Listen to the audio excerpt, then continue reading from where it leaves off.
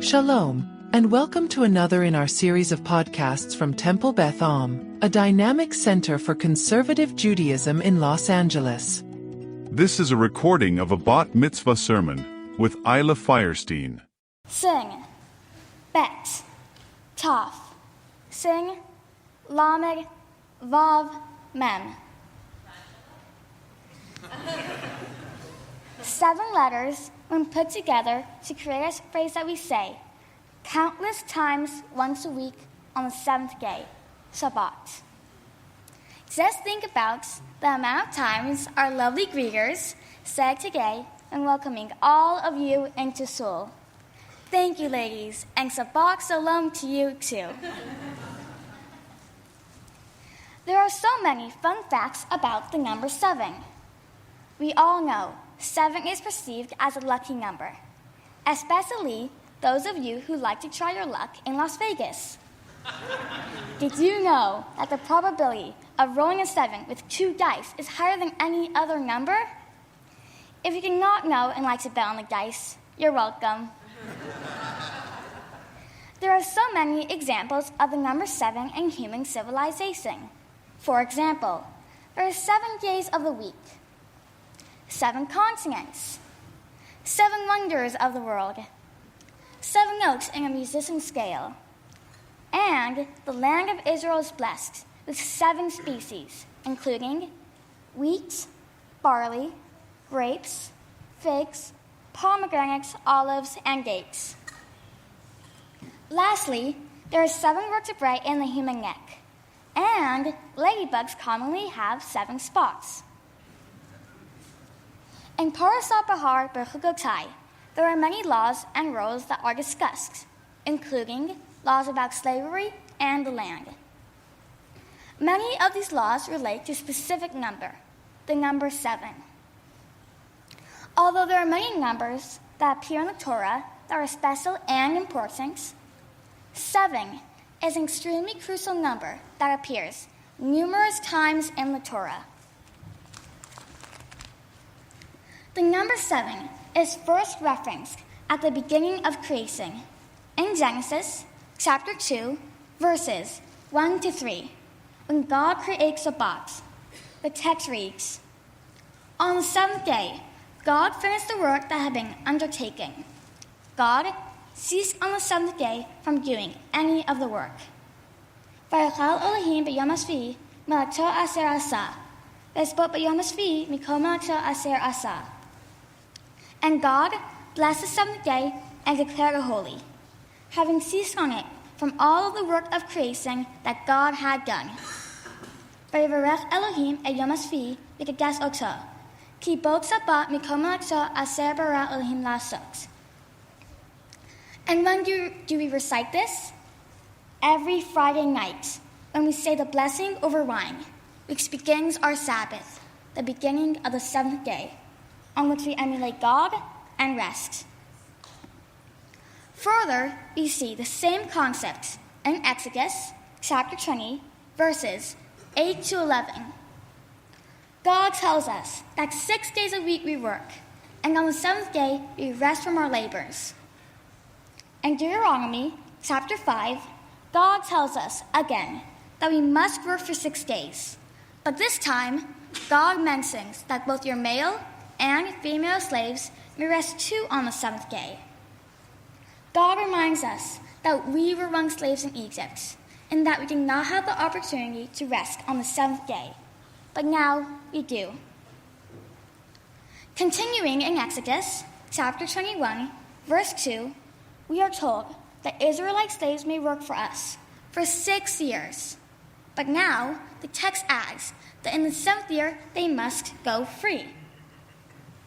In other words, the 7th year is like the 7th day, in that they are free from the burden of labor to a master, just as Shabbat frees an Israelite household from the burden of labor.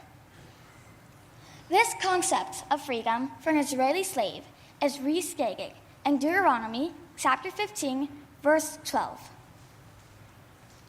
Another example of the number 7 is seen in Deuteronomy chapter 15, verses 1 to 2. We are are told that in the 7th year you will cancel all debts from others and will not claim them due from their fellow Israelites. Just as on the 7th day the burden of labor is lifted, so too in the 7th year the burden of debts is canceled. And now we see the number 7 again in this very week's parasha, Bahar, in chapter 25, verses 2 to 4. Speak to the Israelite people and say to them, when you enter the land that I assign to you, the land shall observe a Sabbath of Adonai. Daber el bnei Yisrael v'amar alehem, ki tavu el haaretz asher ani noten lachem, v'savta haaretz Shabbat le'Adonai. 6 years you may sow your field, and 6 years you may prune your vineyard and gather in the yield. But in the 7th year, the land shall have a Sabbath of complete rest, a Sabbath of Adonai. Ubesangah hasavi'ik sabak sabaton, hiyel aretz Shabbat le'Adonai. Sodecha lo tizra, v'karmecha lo tizmar. This shows that God's law does not only apply to people, it applies to everything, including the land. Not only is 7 a key and significant number, it's a part of a bigger concept. We, the Israelite people, in all the ways we live, emulate God, and the number 7 tells us how. Bahar, chapter 25, verses 8 to 11, is the grand finale in what number 7 teaches us. You shall count off 7 weeks of years, 7 times 7 years, so that the period of 7 weeks of years gives you a total of 49 years. Then you shall sound the horn loud in the 7th month on the 10th day of the month, the Day of Atonement. You shall have the horn sounded throughout your land, and you shall hallow the 50th year. You shall proclaim release throughout the land for all its inhabitants. It shall be a jubilee for you. Each of you shall return to your holding, and each of you shall return to your family. Although 7 is a significant number in our history as a Jewish people that enables us to emulate God and rest, after October 7th, 2023, the number 7 has a much darker meaning for all of us. We, as a people, whether we were directly or indirectly affected by the horrors of that day, share a collective sense of trauma. That trauma inspired me to want to dedicate my bar mitzvah to helping an organization that many of you heard about already. This organization, Healing Space for Spoon, began its work on October 8th. This organization provides a quiet retreat space and healing techniques to those who suffer from stress post-October 7th and from the long war that has followed, and it helps them rebuild their resilience. Healing Space for Spoon has helped family and friends who lost loved ones, as well as police, first responders, soldiers, and more. When my Ima's friend, Ilana Karting, came to the library minion in December to talk about Healing Space for Spoon, many of you bought the Hanukkah menorahs that the organization uses to raise needed funds to support their work. I was deeply impressed by the important work that they do, especially because it still feels like October 8th for too many people. I would be very grateful if you, my Beth and Pressman communities, friends and family, would make a gift to this organization. You will see on the back of my Bat Mitzvah program more information about this organization, including a QR code program to a special link to help you make a donation after Shabbat, the 7th day, the day of rest. May we soon see all the hostages released and peace returned, so that everyone may heal and rest. Thank you to those who have already made a donation, and thank you in advance to those of you who will. Since you're on the topic of thank yous, I guess this would be the perfect opportunity to thank all of those who have helped me along my Bat Mitzvah journey. Ima and Abba. Thank you for everything. For life, clothes, shoes, books, art supplies, education, food, water, and shelter. Thank you for supporting my love of art and musical theater and attending all of my plays. Appreciating my preference for Sephardic foods and putting garam masala and green olives in almost all of our meals. And on that note, a special shout out to my Aunt Eski, who makes the best Moroccan fish on the planet. Back to Ima and Abba. Thank you for teaching me to be grateful for what I have, for the ones who love me and for the ones I love. And lastly, thank you for being there for the good and bad. I love you. Noah, thank you for being awesomely amazing, for always looking out for me even though you won't admit it, for letting me borrow your books and teaching me how to get my homework done when you were screaming, laughing, and talking so incredibly loud when playing video games with your friends. I think one could say I'm prepared for the dorm life in college.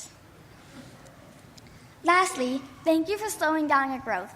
Maybe I'll have a chance to catch up. Love you, Noah. Saba Joel, thank you for being my rabbi and mentor in my Bat Mitzvah journey and studying Torah with me, for helping me write my drash and studying my parasha with me. It's so cool, and I'm truly blessed to have such an amazing in-house rabbi and Saba like you. Safta Freddy, thank you for helping me with my first fundraising campaign appeal.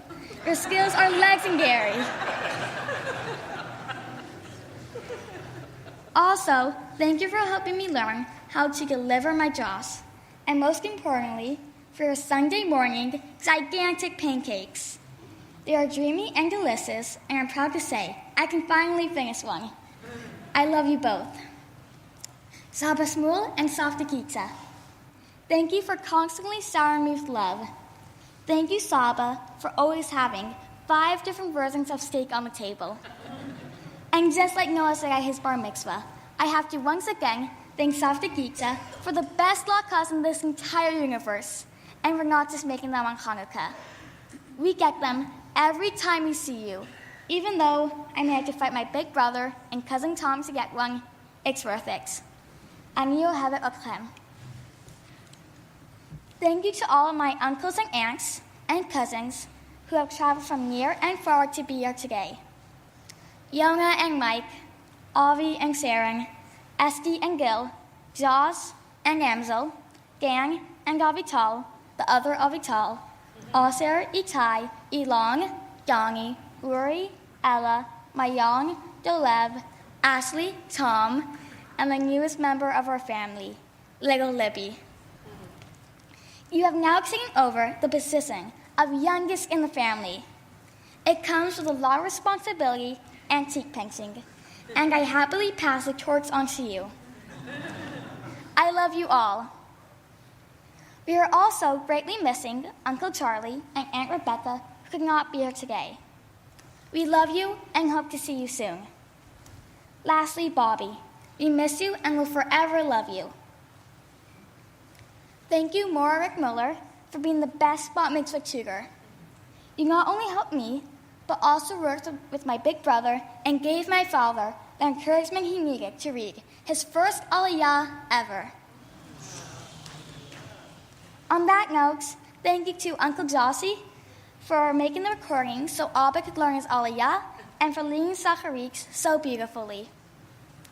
Thank you also to Rabbi Cantor Hillary Torney for helping me on my Bat Mitzvah journey. Thank you to 2 talented artists. Lucianne, you are the best art teacher a young artist could have. And thank you for helping me create the art for my Bat Mitzvah and for teaching me all the art skills I now have. Thank you also to Rosemary Cohen for helping me create my Talit. You both are inspirations. And of course, thank you to all of my extended family, friends, teachers, rabbis, the press the Pressman and Beth communities, especially the library minion for making today so special. Lastly, thank you to Michael Szymanski for being the gabbai for my bat mitzvah. You are doing a great job.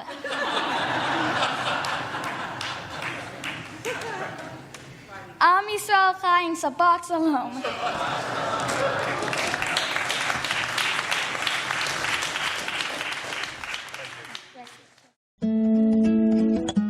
You've been listening to another in our series of podcasts from Temple Beth Am, a dynamic center for conservative Judaism in Los Angeles. If you enjoy these podcasts, we invite you to write a review on the Apple Podcast website, or wherever you get your podcasts.